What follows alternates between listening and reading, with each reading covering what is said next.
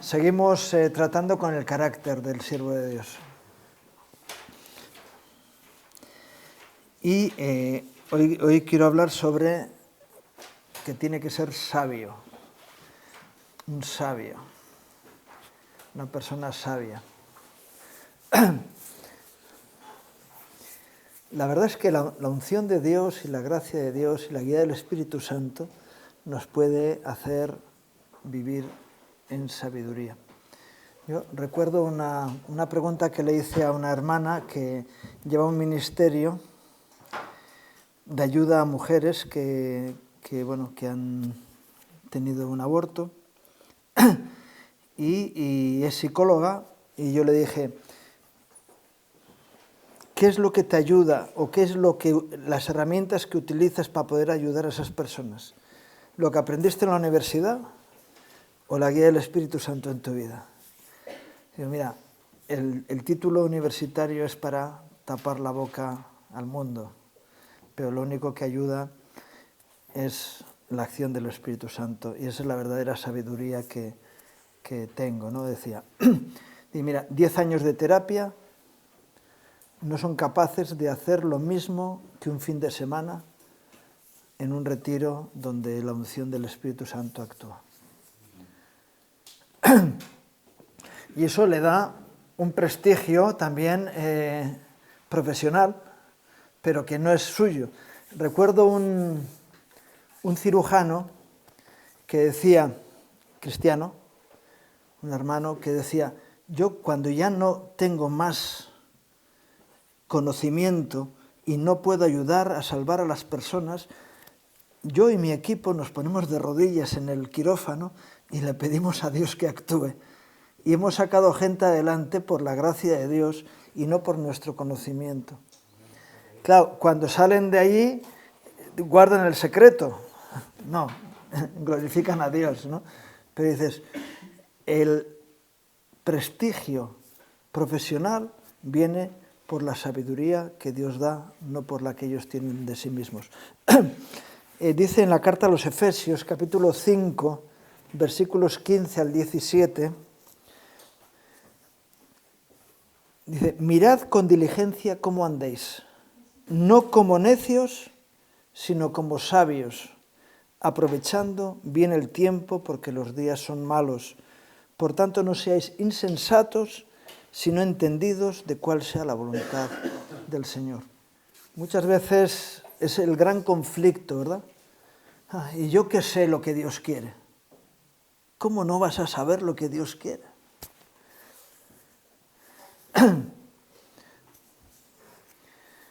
¿No? Y yo sé que a veces uno dice, bueno, yo no sé lo que Dios quiere hacer con mi vida. Pues pregúntale. Pregúntale. ¿O qué pasa? ¿Que Dios te va a decir, sorpresa? ¿O te va a decir lo que quiere de ti? Señor, ¿cómo te puedo servir? No sé. Y Él te dirá, pues de esta manera. O aquí tienes la oportunidad, ¿no? Y cuando eres entendido o entiendes cuál es la voluntad de Dios y la pones en práctica, la gente alrededor tuyo dice, ¡oh!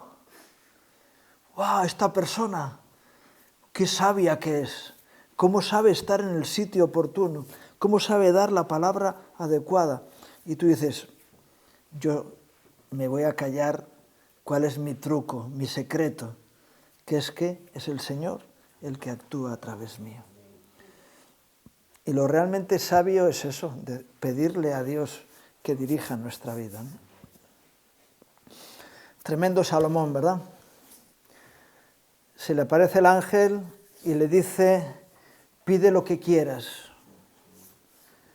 Y él dijo, dame sabiduría, entendimiento para poder dirigir este pueblo tan grande.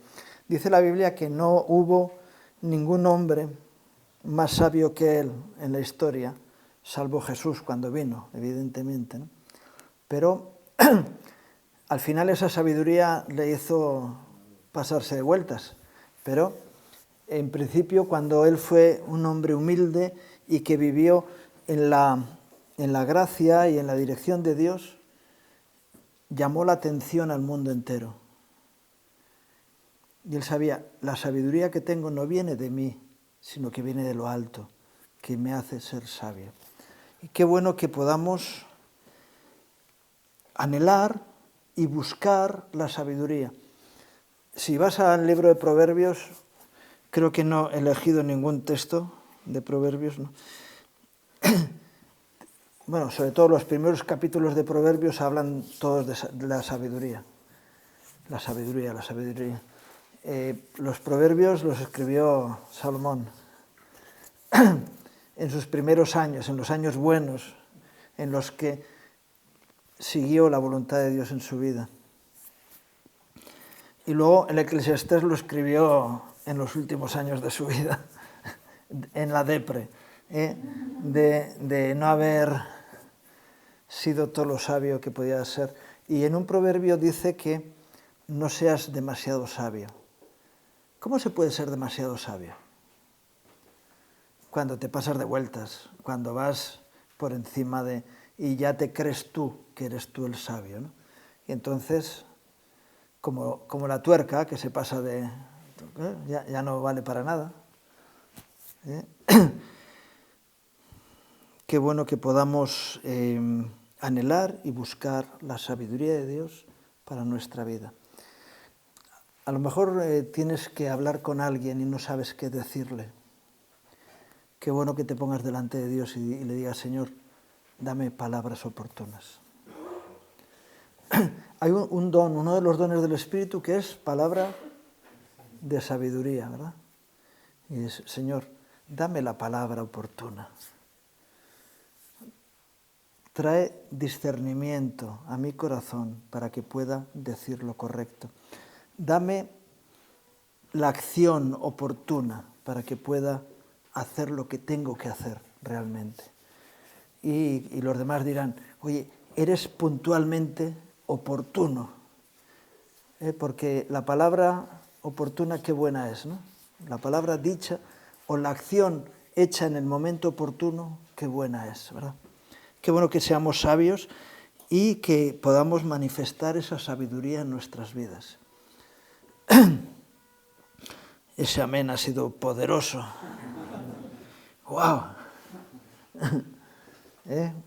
Yo sé que lo habéis dicho por dentro. Claro. Eclesiastés 7, 23 al 27. Todas estas cosas probé con sabiduría, diciendo, seré sabio. Pero la sabiduría se alejó de mí. Esto es lo que estaba diciendo antes, que Salomón era consciente de que se había vuelto un poco tonto. Lejos está lo que fue, y lo muy profundo, ¿quién lo hallará? Me volví y fijé mi corazón para saber y examinar e inquirir la sabiduría y la razón, y para conocer la maldad de la insensatez y el desvarío del error. Así que, de alguna manera, cuando Salomón escribe el Eclesiastés, él es consciente de que ha metido la pata hasta el fondo. Dice, la sabiduría se marchó de mí. Qué tremendo, ¿verdad? Que alguien que ha vivido con sabiduría deje de tenerla porque la gracia de Dios ha dejado de estar sobre su vida. Yo cuando he dado los cursos de historia bíblica, ¿no?, hablaba de los 3 reyes del Reino Unido, Saúl, David y Salomón.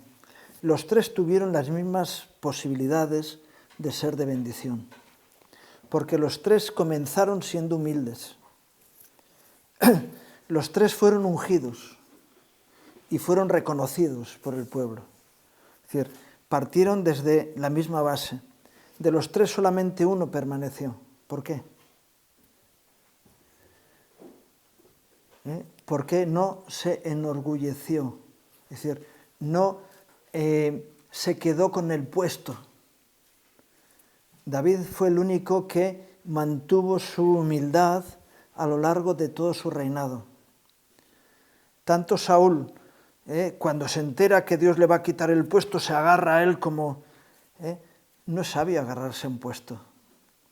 Cuando alguien ha perdido la unción, lo que tiene que hacer es buscarla, ¿verdad?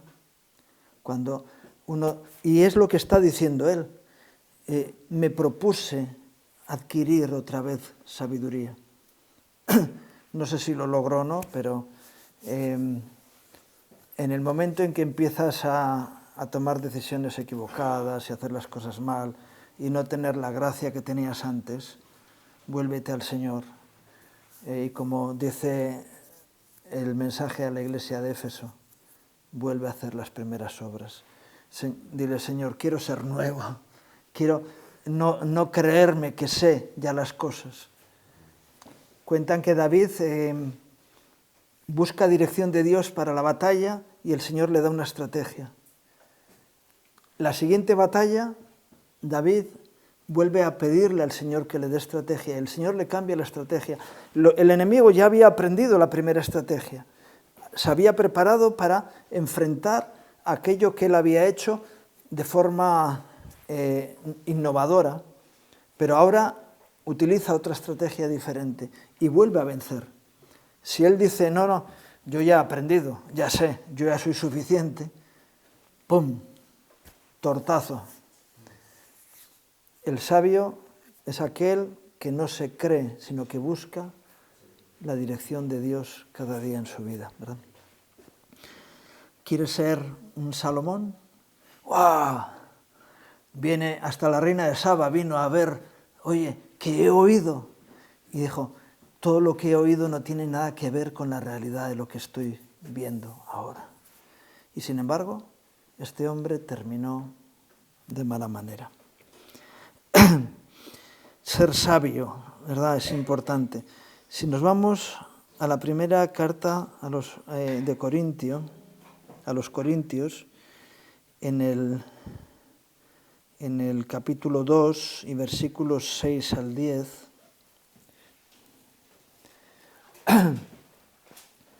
dice, sin embargo, hablamos sabiduría entre los que han alcanzado madurez, y sabiduría no de este siglo, ni de los príncipes de este siglo que perecen. Mas hablamos sabiduría de Dios en misterio, la sabiduría oculta, la cual Dios predestinó antes de los siglos para nuestra gloria, la que ninguno de los príncipes de este siglo conoció, porque si la hubieran conocido nunca habrían crucificado al Señor de gloria. Antes bien, como está escrito, cosas que ojo no vio, ni oído oyó, ni han subido en corazón de hombre son las que Dios ha preparado para los que le aman. Pero Dios nos la reveló a nosotros por el Espíritu, porque el Espíritu todo lo escudriña, aún lo profundo de Dios. Sabiduría tiene que ver con madurez.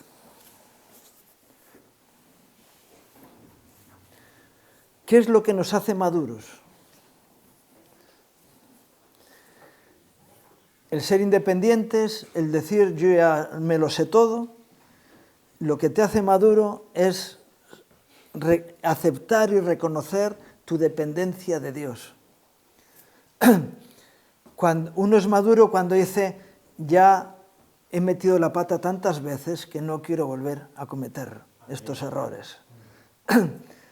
Ya sé que yo me despisto rápidamente, así que voy a buscar sabiduría. Hay un principio en la Biblia que habla de consejo, ¿verdad? El sabio busca consejo. No se cree sabio en su propia opinión, sino que busca que otros le puedan corregir o dar una opinión diferente, ¿verdad? Cuando vas al médico y te pronostica una enfermedad y oiga, búsquese otro médico que pueda darle su opinión. Y qué bueno contrastar, ¿verdad? El maduro es capaz de reconocer que no tiene todas las armas en su mano y que busca ese consejo. Y el sabio siempre busca el consejo.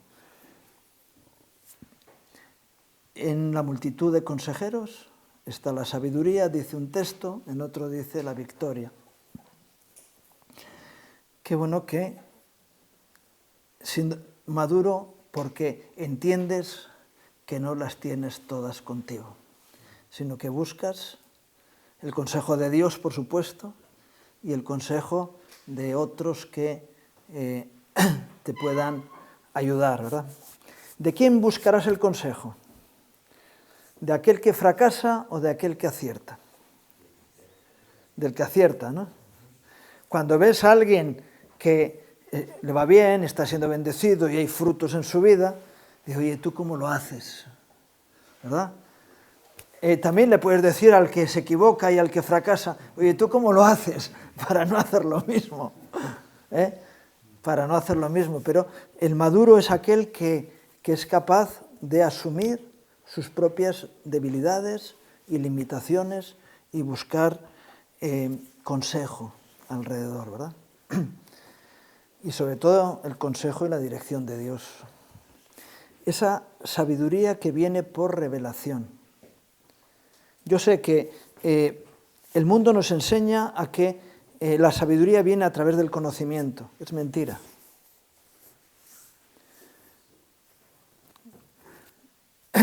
Eso decían los sofistas. El ignorante es el que peca. No, perdona, el que peca a veces lo hace por ignorancia, pero a veces lo hace a sabiendas. Decían, el inteligente no peca, peca el tonto. Una vez estuve yo en una tertulia en televisión y uno decía, solo se mueren los tontos. Porque hay una teoría sofista que dice que el que sabe se va purificando y al final se sublima en la sabiduría y queda ahí, no muere, es decir, permanece, ya. Por eso se muere todo el mundo. En fin, lo sabio es vivir, no morir, ¿no? Pero qué tremendo, solo se mueren los tontos. Claro, así vas a acabar tú dentro de poco. Qué bueno que podamos decir, no me fío de mí mismo, busco la dirección y el consejo de Dios para mi vida, ¿verdad? Y necesito la revelación de Dios. Señor, muéstrame dónde está la salida, muéstrame cuál es el lugar, cuál es la respuesta oportuna para cada situación. Y cuando lo haces y el Señor te suelta el secreto, quedas como un señor, vamos. Y dices, ¡wow! Oye, ¿cómo has llegado a esa conclusión? Una vez alguien me decía, tú has tenido que sufrir mucho para llegar a esa conclusión. Yo decía, realmente no me puedo quejar, he sufrido poquito. El Señor me ha enseñado. Fíjate, hay dos formas de aprender. Como decían antiguamente, la letra con sangre entra, es decir, a base de palos, o por revelación de Dios. Porque te crees lo que Dios te dice, lo pones en práctica y funciona. Y funciona. Qué bueno que esa sabiduría la tengas en tu vida, ¿verdad? Y puedas así decir, yo lo único que he hecho es, le hago caso a Dios y me va bien, ¿verdad? Dios me dice que lo haga así y yo lo hago, y entonces me va bien. Y esa es mi verdadera sabiduría, es depender de la gracia de Dios en mi vida. Pero qué bueno que busquemos esa revelación. Señor, revélame, revélate a mi vida. Qué bueno que puedas ser consciente del perdón de Dios, del amor de Dios a tu vida, de la gracia, de la bendición, y entonces puedas transmitir a los demás eso. Y mira, no es que me lo merezca, es que Dios me ama, me perdona y me ayuda y me bendice. Pues yo quiero eso para mí, pues recíbelo como la lluvia que viene del cielo. Amén. Revelación, cosa que ojo no vio ni oído yo. Estate en el secreto de Dios. Dios, Señor, háblame. Y a veces Dios te va a hablar diciéndote cosas que no te gusten, pero si le haces caso, la gente de alrededor va a decir, wow. Y sabes, el mundo necesita personas que tienen las cosas claras porque han recibido luz de la parte de Dios. Porque eso no lo tienen los demás. Si los príncipes de este mundo hubieran tenido ese discernimiento, nunca habrían crucificado al Señor de gloria. Tenemos un privilegio si recibimos el secreto de Dios en nuestras vidas. Qué bueno que lo busques. Y entonces digas, mira, yo sé lo que tú no sabes. ¿Por qué? Porque Dios me revela las cosas como son realmente. Y cuando uno tiene esa preocupación, el Señor le va dando pistas por el camino y dice las cosas o hace las cosas que a los demás les sorprende. Así vivimos en la maravilla de la obra de Dios en medio nuestro. Cosas que el Señor nos habló desde el principio del ministerio. Yo llego en el año 84, en julio del año 84, y justo el día 1 de julio se decreta en Ramar la prohibición de fumar. Incluso entidades evangélicas que estaban trabajando con gente con problemática de adicciones, digo, no, ¿cómo podéis hacer eso? No, es que hemos tenido una revelación de que el alcohol y la nicotina son los padres de la droga. Entonces, quitamos eso de en medio, ¿y qué pasó? Que a partir de entonces empezó a salir gente adelante. Antes no salía nadie, a partir de entonces empezó a salir gente adelante. Qué curioso, por revelación. Ya, creo que fue un mes antes o un mes y medio antes, ya estaban en periodo de amoldarse, ¿verdad?, a la nueva situación. El Señor nos habló de no cerrar las puertas nunca. Había más gente que pedía entrada que la capacidad que teníamos. Decíamos, Señor, ¿cómo vamos a decir tú sí, tú no? Eso que le llaman triaje, ¿no? ¿Te imaginas? Pues había centros incluso cristianos que hacían triaje. Que decía, hombre, tu familia es más rica que la de este, así que, bueno, yo qué sé, la forma de elegir. Pero, Señor, no vamos a decir que no a nadie, porque tú en tu palabra nos dices que al que viene a mí, yo no lo echo fuera. Entonces, aceptábamos que viniera todo el que quisiera entrar, lo recibíamos. Eso nos supuso overbooking. Gente durmiendo en el suelo. Evidentemente eran los que llevaban más tiempo los que dormían en el suelo, los nuevos a la cama. Etcétera, etcétera. Vuestras puertas estarán siempre abiertas. Dice, ¿por qué el Señor os bendice a vosotros y a los demás no? Una vez en Nicaragua, me invita a un ministerio y me dice, oye, ¿vosotros por qué tenéis obreros y nosotros no? A mí me pregúntaselo al Señor.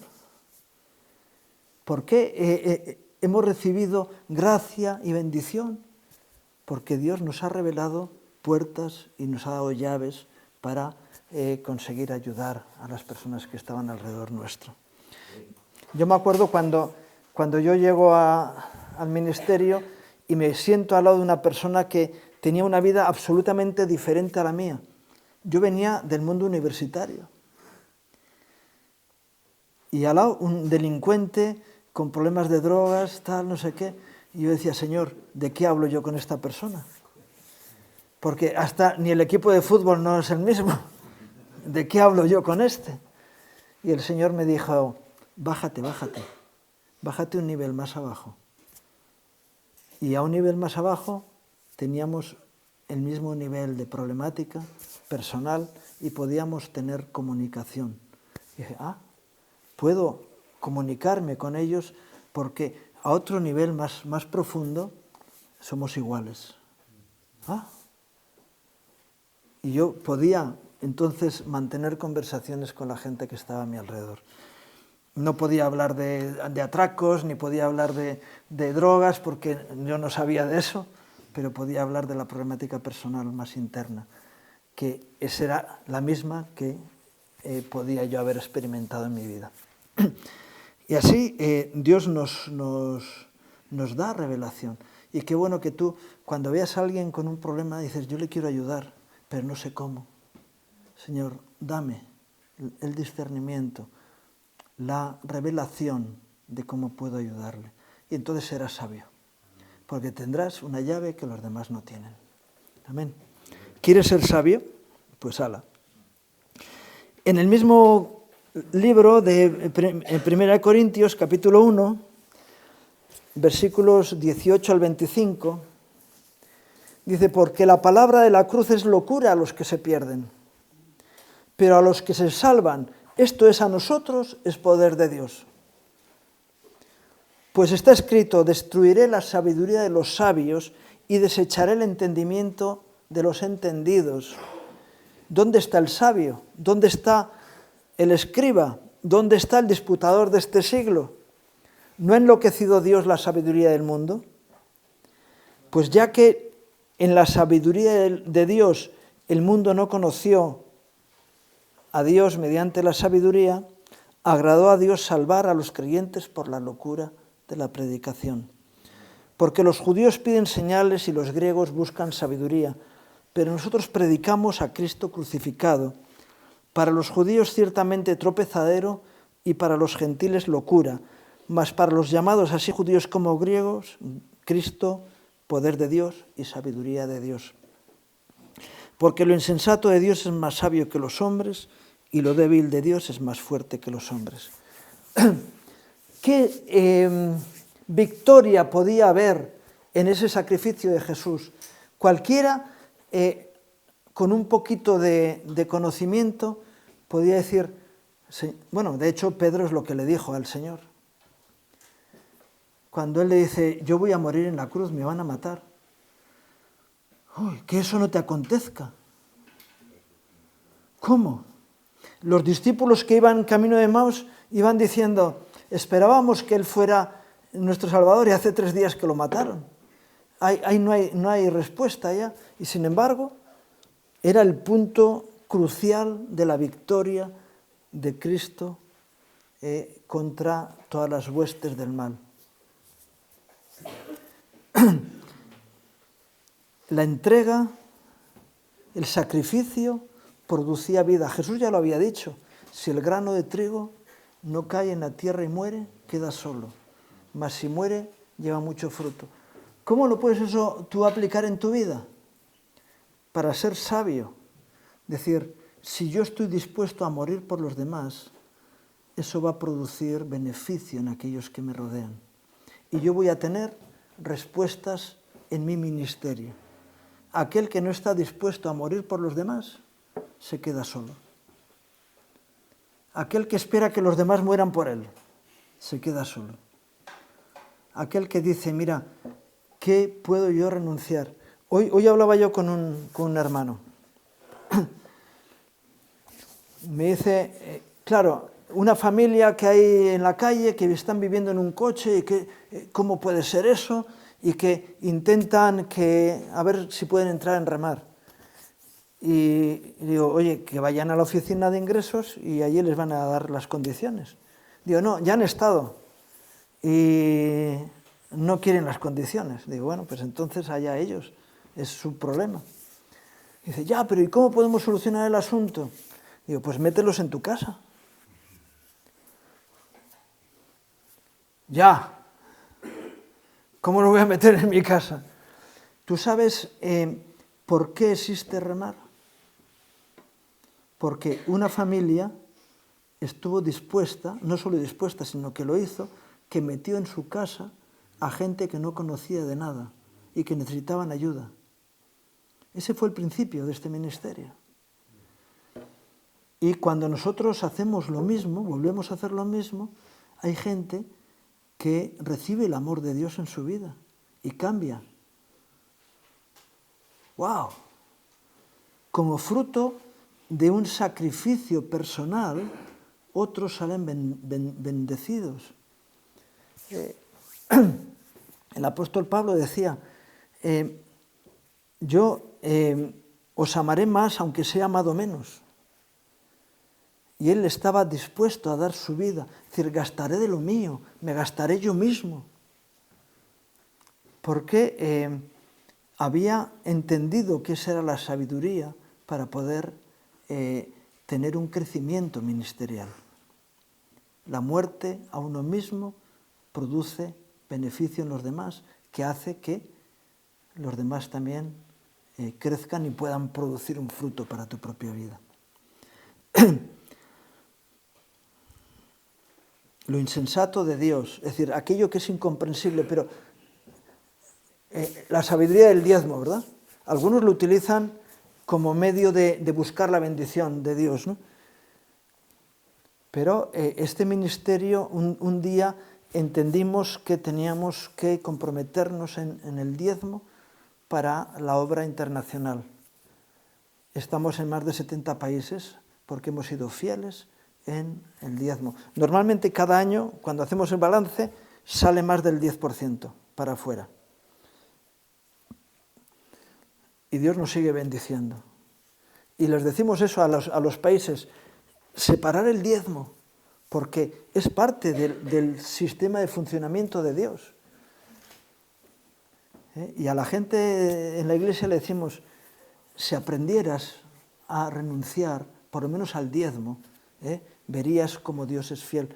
Probadme, si no abriré las ventanas de los cielos y derramaré bendición hasta que sobreabunde. Cuando eres generoso y te estás dando, dices, Señor, ¿hasta cuándo tengo que dar? Cada vez más. Cuentan de una empresa que el dueño empezó a dar el diezmo y el Señor le bendijo. Entonces dijo, voy a dar el 20. Y todavía le bendijo más. Voy a dar el 30. Y todavía le bendijo más. Y creo que llegó al 90% del beneficio que tenía. Y dice, es que ya no sé qué hacer, porque con lo que me quedo tengo cada vez más. Doy más y con lo que me quedo, es decir, si tenía 100 y doy el diezmo, el año que viene me queda 20 después de dar el 20%, y al año siguiente me quedan 30 después de dar el 30%. Y dices, Señor, es que no sé qué hacer. Pues sigue así, porque eso va generando gracia y bendición alrededor tuyo. Hay un texto que dice que el que retiene más de lo que es justo, viene a pobreza. Y así hay tantos y tantos aspectos que es locura. Pero, ¿cómo puede ser que dando más me quede con más? ¿Verdad que no? Pues sí. Cuanto más das, más tienes. No puede ser. Pues lo insensato de Dios es más sabio que los hombres. Y qué bueno que pueda ser así en tu vida, ¿verdad? Dice Santiago 3 y versículos 13 al 18, ¿quién es sabio y entendido entre vosotros? ¿Hay algún sabio? No me lo digas. Yo cuando alguien dice, no me lo digas. Muestre por la buena conducta sus obras en sabia mansedumbre. Demuestra tu sabiduría por cómo actúas, por lo que haces y por los frutos que hay en tu vida. Pero si tenéis celos amargos y contención en vuestro corazón, no os jactéis ni mintáis contra la verdad. Porque esta sabiduría no es la que desciende de lo alto, sino terrenal, animal, diabólica. Porque donde hay celos y contención, ahí hay perturbación y toda obra perversa. Pero la sabiduría que es de lo alto es primeramente pura, después pacífica, amable, benigna, llena de misericordia y buenos frutos, sin incertidumbre ni hipocresía. Y el fruto de justicia se siembra en paz para aquellos que hacen la paz. Tremendo Santiago, ¿verdad? Hay una sabiduría humana que lo que lleva, cuando alguien te lo ves crispado, y dice, es que cada vez, y se queja de todo y de todo el mundo, y nadie me ayuda y no sé qué. Y dice, perdona, esa sabiduría no viene de lo alto. La sabiduría de lo alto es amable, es pacífica es de gracia, es de gozo, es de bendición. Antes hablábamos de madurez, ¿verdad? Y es así, dices, siempre contentos, siempre gozosos, siempre dispuestos. Y cuando alguien empieza a dejar de servir, dice, mal asunto, llevas el camino de Salomón, eras sabio y empiezas a no serlo, porque empieza a haber amargura, empieza a haber contención en tu corazón, y esa sabiduría no viene de Dios, esa viene del mundo, del sistema animal y del diablo para tu vida. Amén, ¿verdad? Santiago 1:5, y con esto termino. Y si alguno tiene falta de sabiduría, pídala a Dios, el cual da a todos abundantemente y sin reproche, y le será dada. No hay excusa. El depósito de sabiduría de Dios está repleto. Es decir, hay tanta sabiduría en el Señor que quiere derramarla en nuestras vidas. Está esperando que la busquemos, que busquemos ser sabios. Y si realmente queremos ser sabios, vamos a serlo. ¿Quieres ser sabio? ¿Quieres actuar adecuadamente, hacer las cosas bien, caminar derecho? Pídeselo a Dios y te será dada abundantemente y sin reproche. Él da a todos los que quieren. Pídele a Dios, pedid y se os dará. Así que seamos sabios y manifestemos así el carácter de un siervo de Dios que anda en sabiduría, que sorprende a los demás. Los apóstoles sorprendían a los teólogos de la época. ¿Cómo puede ser que estos indoctos, que no saben ni leer ni escribir, que no saben hacer la O con un canuto, sin embargo, tienen más sabiduría que nosotros que hemos estudiado en las mejores universidades y delante de los grandes maestros de la palabra? ¿Cómo puede ser que tengan más sabiduría? Porque la han buscado en la fuente verdadera y la tienen en sus vidas. Qué bueno que tú sorprendas siendo alguien sabio. Y la gente esté esperando escucharte porque sabe que tú vas a dar algo que edifica a los que están alrededor. Así que busca esa sabiduría para tu vida. Amén.